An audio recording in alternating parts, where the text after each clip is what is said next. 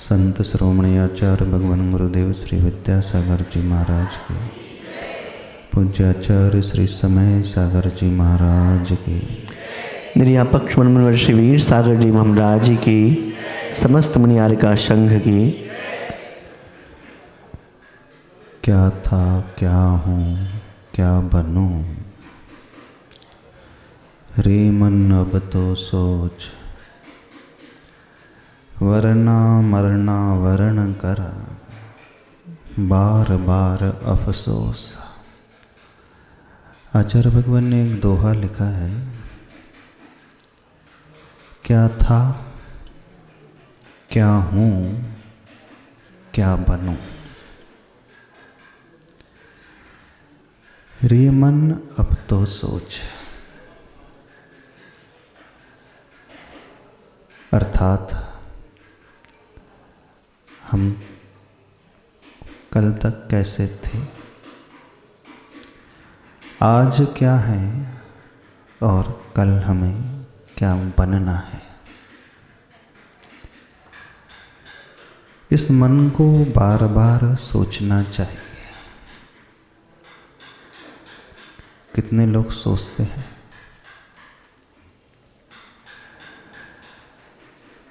क्या हम अपने अतीत के बारे में सोचते हैं? सभी लोग सोचते हैं। जब जब व्यापार की बात आती है तब तो सोचते हैं, कल तक कुछ ज़्यादा कमाई नहीं थी, अभी थोड़ी होने लगी है, भविष्य में बहुत करना है। सोचते तो हैं। कल तक आपका घर छोटा था, आज थोड़ा सा बढ़ गया है, कल और बड़ा होना चाहिए। सोचते तो हैं आप सभी लोग, लेकिन जो भी सोच होती है वह सिर्फ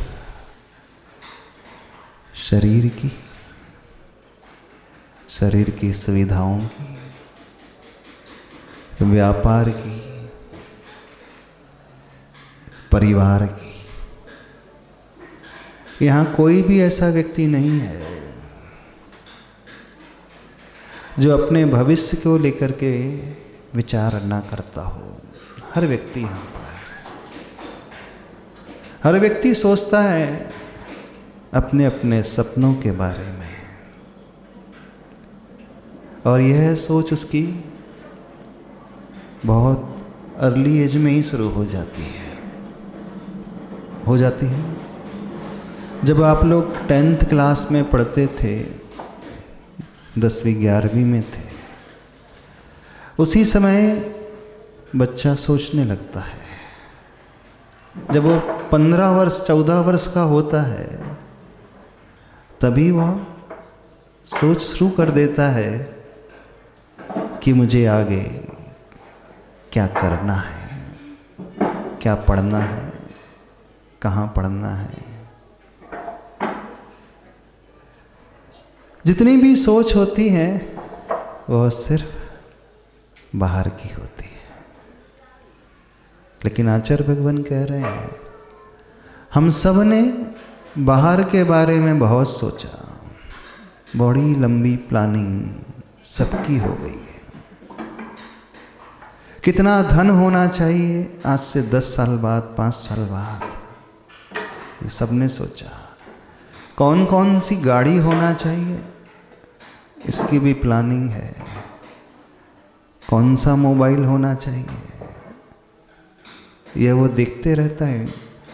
नया हैंडसेट कौन सा आ रहा है, कौन सी टेक्नोलॉजी का आ रहा है, कब लॉन्च हो रहा है।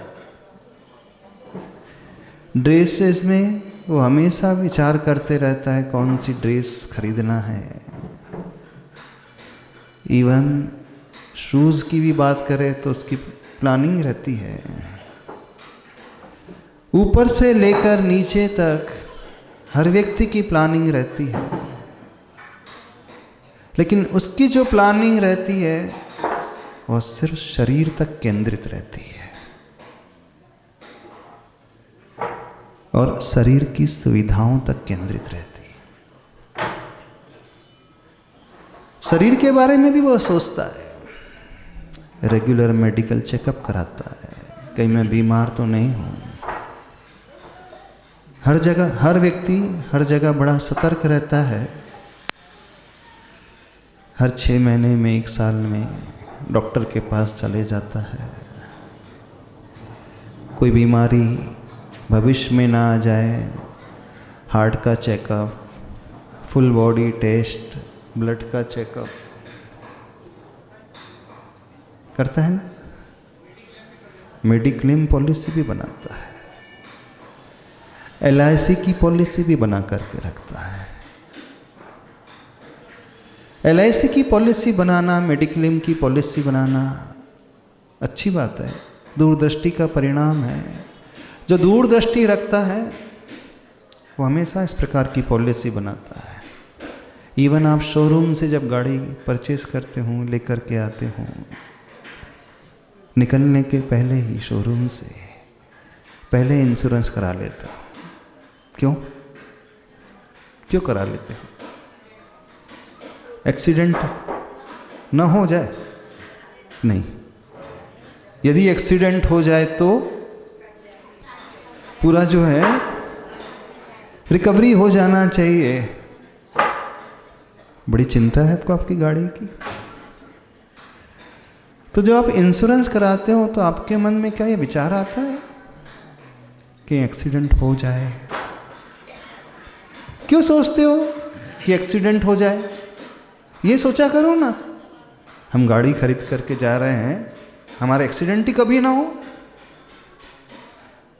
ये सोच अच्छी मानी जाएगी कि नहीं, कि एक्सीडेंट ही ना हो इसलिए मैं इंश्योरेंस क्यों कराऊं गाड़ी का? नहीं, भावना तो यही रहती है कि गाड़ी का कभी एक्सीडेंट नहीं होना चाहिए, पर एट द सेम टाइम वो दूसरा कार्य भी कर लेता है। यदि हो जाए इन केस तो कम से कम 25 लाख की गाड़ी खरीद रहा हूँ, ऐसा ना हो कि कुछ भी ना मिले। तो पूरा का पूरा क्लेम करके हम उस कंपनी से रिकवरी कर सकते हैं। आप शरीर की चिंता करते हैं, कोई बीमारी ना हो जाए, कोई एक्सीडेंट स्वयं का ना हो जाए। यदि हो जाए तो परिवार को मिलना चाहिए, परिवार की सुरक्षा रहना चाहिए। LIC की पॉलिसी भी व्यक्ति बनाता है, लेकिन अपने मन के बारे में कितने लोग सोचते हैं?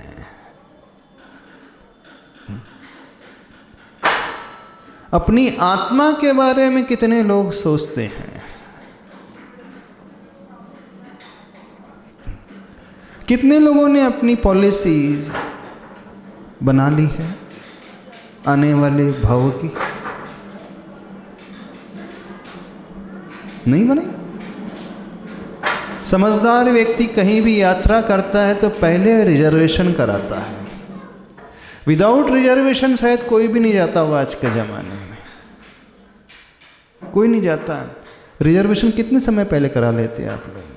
सुना आज बहुत सारे लोग शिखर जी जा रहे हैं। हमने पूछा शिखर जी जा रहे हैं? बोले महाराज जी 2 महीने पहले से रिजर्वेशन करा करके रखा है। गजब की दूरदृष्टि है, जाना 2 महीने बाद है और रिजर्वेशन आज से करा करके रखी। कोई भी जर्नी हो तो आप पहले रिजर्वेशन, सिर्फ जाने का ही नहीं आने का भी करा लेते हो। तो आप एक छोटी सी यात्रा है उसकी चिंता इतनी करते हो। और एक बात बता, कभी रंगोली बनाते हो घर में? हाँ बनाते हैं। रंगोली बनाने की तैयारी कैसे करते हैं? बड़े ध्यान पूर्वक, सजगता से, बहुत अच्छे तरीके से, रंग बिरंगी रंगोली। रंगोली की लाइफ कितनी रहती है? जो आप रंगोली बनाते हो अपने घर के दरवाजे पे, कितनी देर, कितने साल तक बनी रहती हो? साल तो नहीं हो गए, महीनों भी नहीं बनी रहती, दिन भी नहीं बनी रहती है। आपने रंगोली बनाई, 2 घंटे 3 घंटे बाद, आपको पता है 3 घंटे बाद वो मिट जाती है। 3 घंटे भी शायद ज़्यादा हो गए।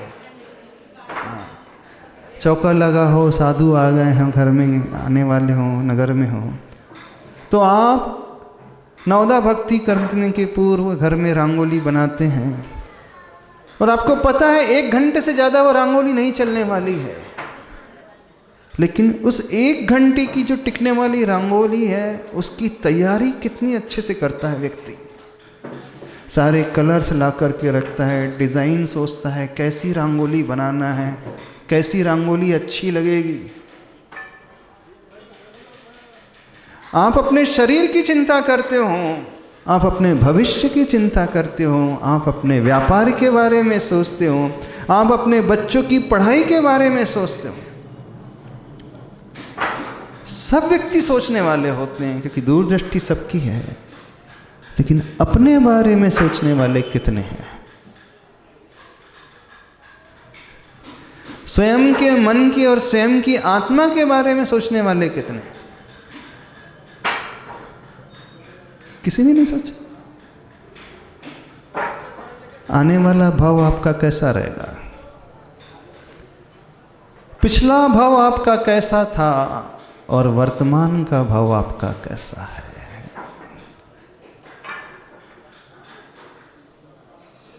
होना चाहिए ना। आपको छोटी सी जर्नी करना है तो उसका रिजर्वेशन आप पहले से 2 महीने पहले से करा लेते हो। कितने लोगों ने ये तैयारी की है कि जब मैं यहाँ से जाऊँगा, जब मेरा यहाँ से प्रयाण होगा तो कहाँ जाऊँगा? कितने लोगों ने तैयारी की? कोई रिजर्वेशन?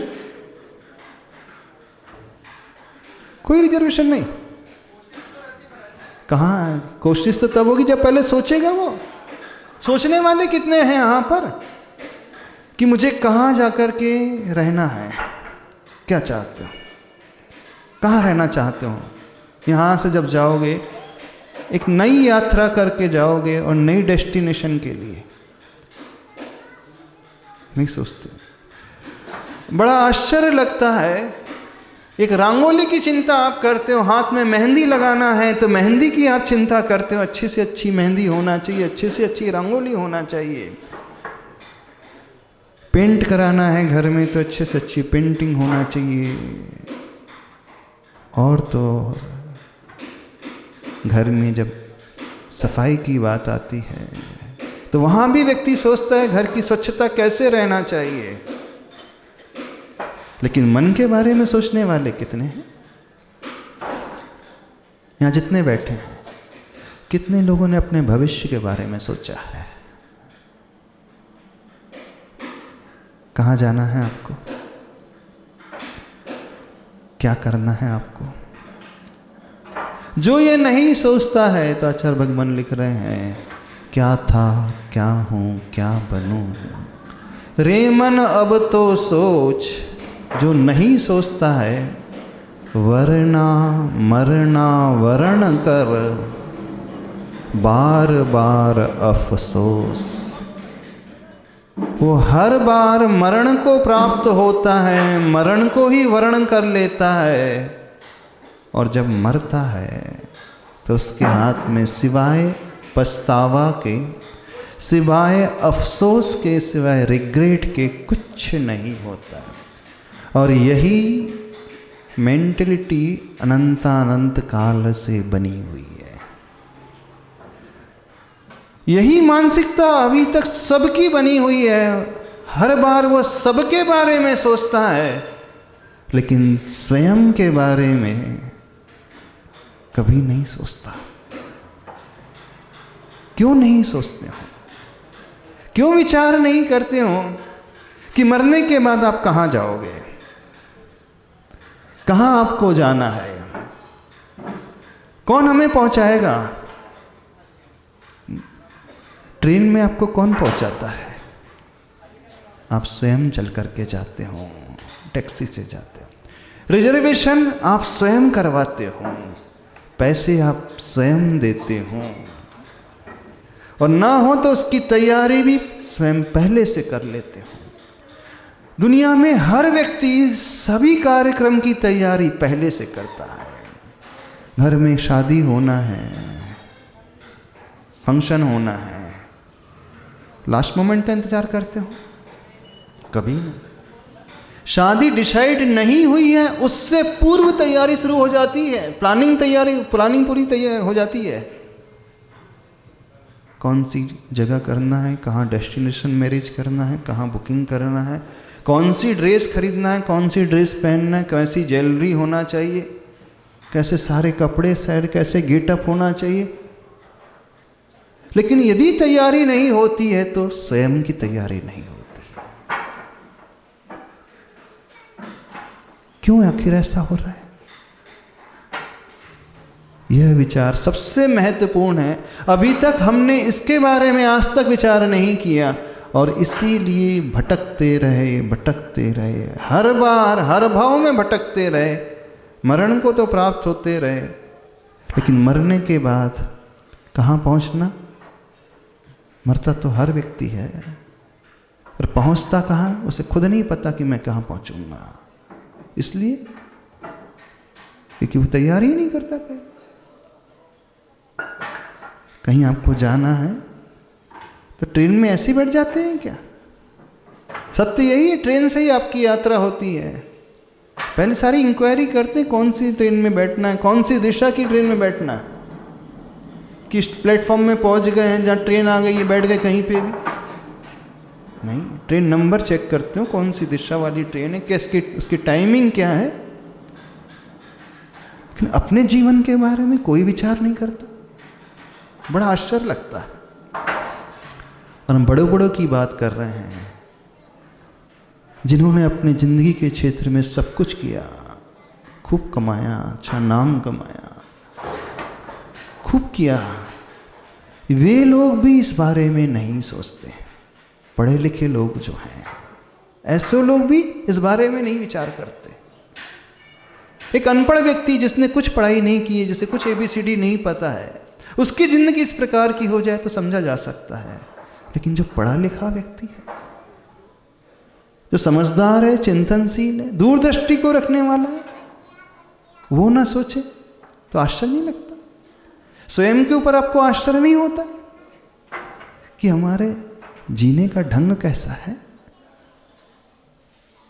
हम किस प्रकार से जी रहे हैं। कोई प्लानिंग नहीं जिंदगी की, लाइफ की। सत्य तो यह है सबको जाना है, लेकिन कहाँ जाना ये ऊपर वाले के हाथ पे नहीं रहता है, ये हमारे हाथ पे है। ये कोई और दूसरा डिसाइड नहीं करेगा हमारे बारे में। ना आपके परिवार के सदस्य, न माँ, ना पिता, न भाई, ना बहन, ना पत्नी, ना पति, वो नहीं निर्णय करने वाले हैं। कोई नहीं इवन गुरु भी नहीं निर्णय करने वाले। ये तो स्वयं को करना होगा। गुरु हमें सिर्फ रास्ता बता सकते हैं, गुरु हमें पहचान करा सकते हैं, सही क्या है गलत क्या है ये दिशा निर्देश दे सकते हैं, करना क्या चाहिए ये बता सकते हैं। लेकिन करना स्वयं को होता है, चलना स्वयं को होता है। जीवन की यात्रा अपने ही पैरों पर चल करके की जाती है। कोई हमारे बदले में नहीं चल सकता, नहीं चल सकता कि वो हमें गोदी में बैठा ले और अपने कंधों पर रख करके चला जाए, नहीं चल सकता। जो परम करुणावान होते हैं ऐसे तीर्थंकर भगवान, उनसे बड़ा करुणावान कोई नहीं होता। वो क्योंकि उसी को अपने कंधों पे बैठा करके नहीं ले जाते, कोई ले जा ही नहीं सकता। हर एक को अपनी यात्रा स्वयं के पैरों पर चलकर के पूरी करना पड़ता है।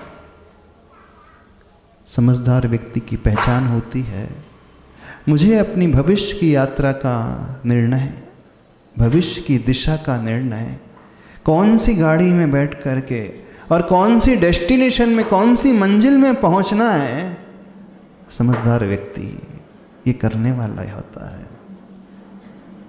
हमने बाहर की दुनिया की पढ़ाई बहुत कर ली, बड़ी बड़ी डिग्रियों को ले लिया, बाहर के लिए कमाई बहुत कर ली,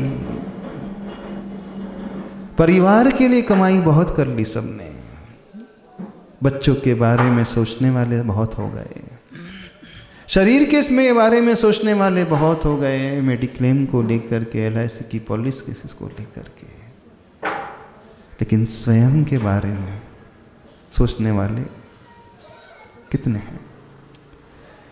जिंदगी में उसने बड़ी बात कर ली जिसने खुद से मुलाकात कर ली। सबसे बड़ी बात यदि होती है तो वही होती जो खुद से मुलाकात करता है, जो खुद को जानता है, खुद को पहचानता है, खुद के बारे में सोचने वाला, विचार करने वाला होता है।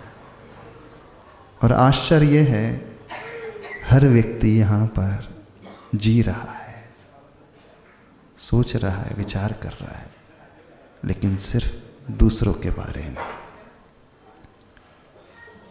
है ना? आप अपने बच्चे के बारे में सोचते, उसके भविष्य को लेकर के चिंतित रहते हैं, उसका भविष्य कैसा होगा, कहाँ वो पढ़ेगा, कहाँ रहेगा, उसके लिए आप सारे इंतजाम कर जाते हैं, उसके लिए प्लॉट खरीद लिया, एक दुकान बुक कर ली ना। माँ है अपने बेटे के बारे में सोचती, जन्म नहीं हुआ, गर्भ में आया तभी से सोचना शुरू कर देती है वो। पिता भी जैसे गर्भ में कोई जीव आता है, प्लानिंग हो जाती है कि नहीं? और जन्म हुआ, सपोज वो लड़की हो गई तो FD भी करके रख दोगे आप, किसान विकास पत्र, और कौन कौन सी, हाँ 25 साल बाद कितना अमाउंट मिलना चाहिए उसको देख करके, उसका कैलकुलेशन करके आज FD करके रख दोगे। करते हो कि नहीं? कई पिता होंगे ऐसे, जो मेरी बेटी 20 वर्ष बाद क्या बनेगी, कितना उसे खर्च लगेगा, अभी जस्ट जन्म हुआ है उसका, जिसने दुनिया भी नहीं देखी है, उसकी चिंता आप अभी से कर रहे हैं, प्लानिंग करके रखते हैं।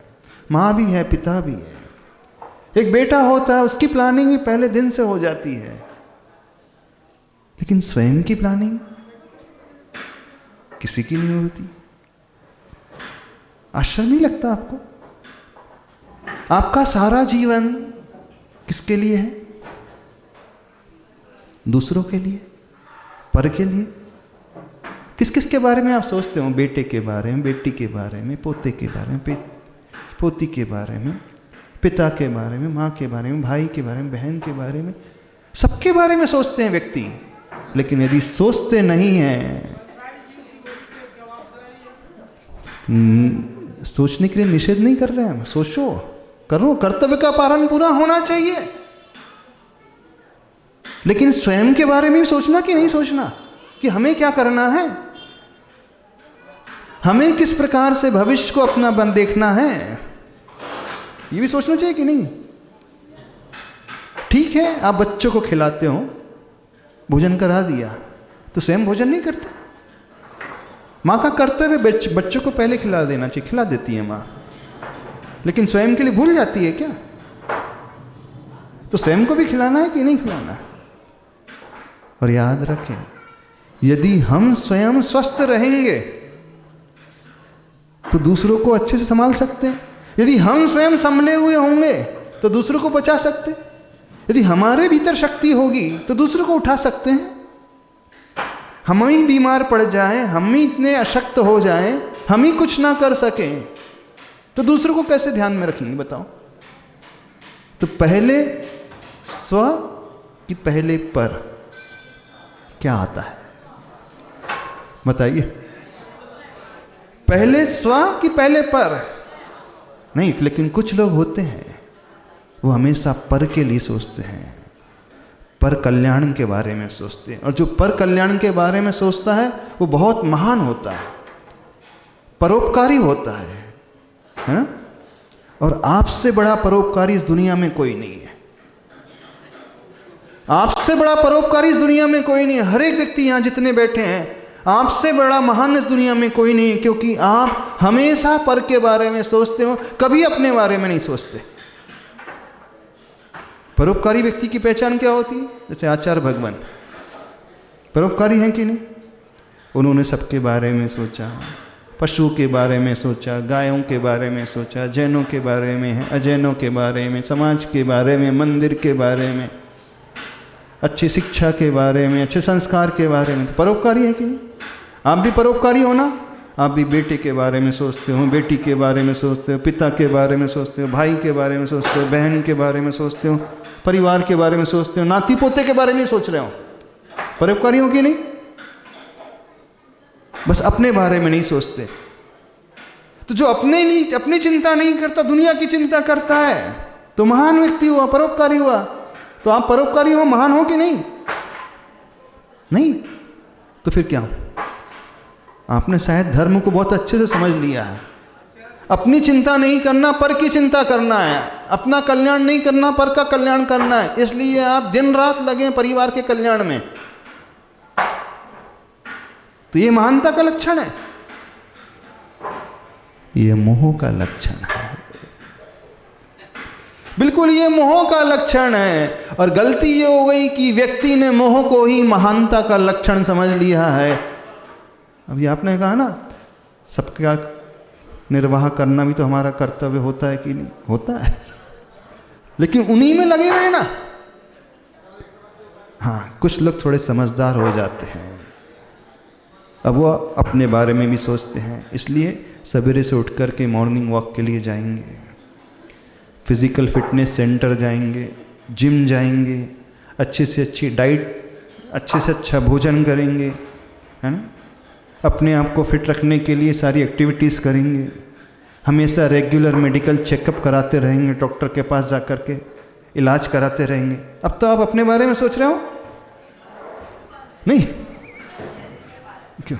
अब तो अपने बारे में सोचना हुआ कि नहीं हुआ? किसके बारे में सोच रहे हो? आप समझदार हैं, आपने गुरु की बात समझ ली, शास्त्र को समझ लिया कि नहीं? अभी पर की केयर करना है तो स्व की केयर भी करना है, पर को खिलाना तो स्वयं को भी खिलाना है। इसलिए हम शरीर को फिट रख रहे हैं, ऐसा कह दे। समझदार लोगों का थोड़ा सा लक्षण।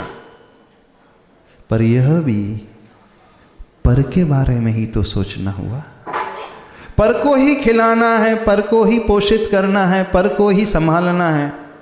एक पर जो हमसे भिन्न एग्जिस्टेंस लिए हुए, भिन्न अस्तित्व लिए हुए नजर आ रहा है, और एक पर जिसका अस्तित्व हमसे भिन्न नहीं है। एक क्षेत्रावगाह संबंध है, संश्लेष संबंध है, वहीं पर है। तो एक गाफिलता यहाँ आ जाती है, जहाँ वो अस्तित्व की भिन्नता नजर नहीं आती है, तो व्यक्ति उसे ही स्व समझ लेता है। इसलिए वो सोचता है कि देखो मैं कितना अपने बारे में सोच रहा हूँ। सवेरे से उठ करके एक्सरसाइज करता हूँ, मेडिटेशन करता हूँ, व्यायाम करता हूँ, प्राणायाम करता हूँ, योगा करता हूँ, स्विमिंग के लिए जाता हूँ, साइकिलिंग के लिए जाता हूँ, मॉर्निंग वॉक के लिए जाता हूँ, फिर डाइटिशियन के अनुसार प्रॉपर भोजन करता हूँ, फिर फिजिक को मेंटेन रखने के लिए सारी एक्टिविटीज़ करता हूँ, फिर फैमिली डॉक्टर्स के अनुसार अब चेकअप भी कराता हूँ। ये हो गया? यह भी भ्रम है, हमारा शरीर भी तो प्राण है। अब अपने बारे में सोचने का अर्थ क्या हुआ? अपने बारे में सोचने का अर्थ यह हुआ, जो इस पर को चला रहा है आत्म तत्व, उसका क्या होगा? तो आप लोगों का क्या होगा? मर करके कहाँ जाओगे? किसको पता? बताइए, किसको पता?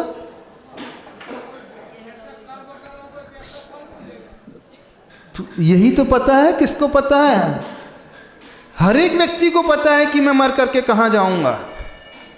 जैसी आप गाड़ी का रिजर्वेशन कराओगे वैसी आपको बर्थ मिलेगी। तो रिजर्वेशन कराना आपके हाथ में है, ना कि दूसरे के हाथ में है।